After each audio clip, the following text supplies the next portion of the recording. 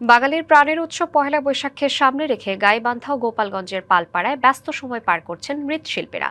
কারিগরদের হাতের ছোঁয়ায় তৈরি হচ্ছে বাহারি মাটির খেলনা ও নিত্য প্রয়োজনীয় তৈজসপত্র। সারা বছর কদর না থাকলেও বৈশাখকে ঘিরে লাভের আশায় তারা। পহেলা বৈশাখ বাঙালির প্রাণের উৎসব। বর্ষবরণের অন্যতম আকর্ষণ বৈশাখী মেলায় বিক্রি হবে মাটির তৈরি নানা সামগ্রী আর খেলনা। এ কারণে গাইবান্ধার পালপাড়ায় তুমুল ব্যস্ততা।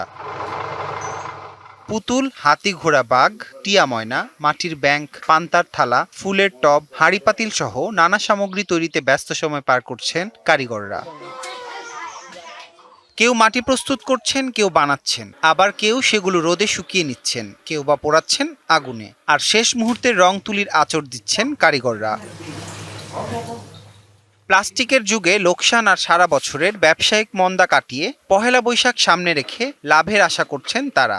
আমরা পূর্বপুরুষ থেকে এই ব্যবসা করি। বৈশাখ মাসটাতে না মেলা বান্নি করলে অল্প কিছু হয়।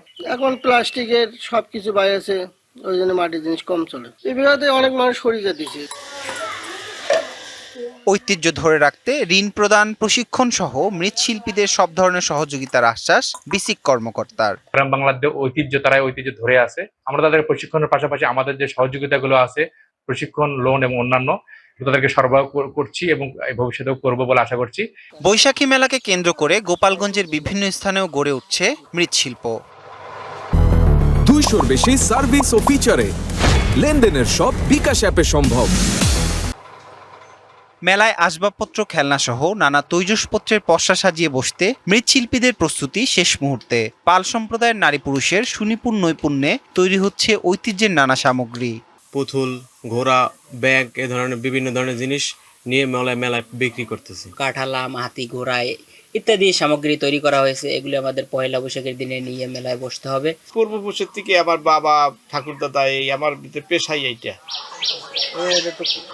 তবে প্লাস্টিক পণ্য বাজার দখল করায় অনেকেই পেশা বদল করেছেন।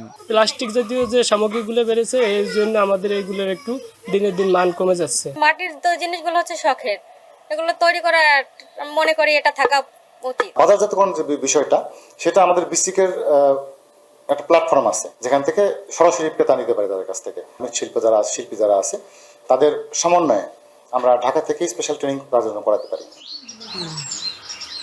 মৃৎশিল্পের উপর এখনো টিকে আছে বেশ কিছু পরিবার। ভালোবাসা, শ্রম আর ঐতিহ্যের টানে এখনো ধরে রেখেছেন পৈতৃক পেশা। লোকমান হাকিম, ডিবিসি নিউজ ডেস্ক।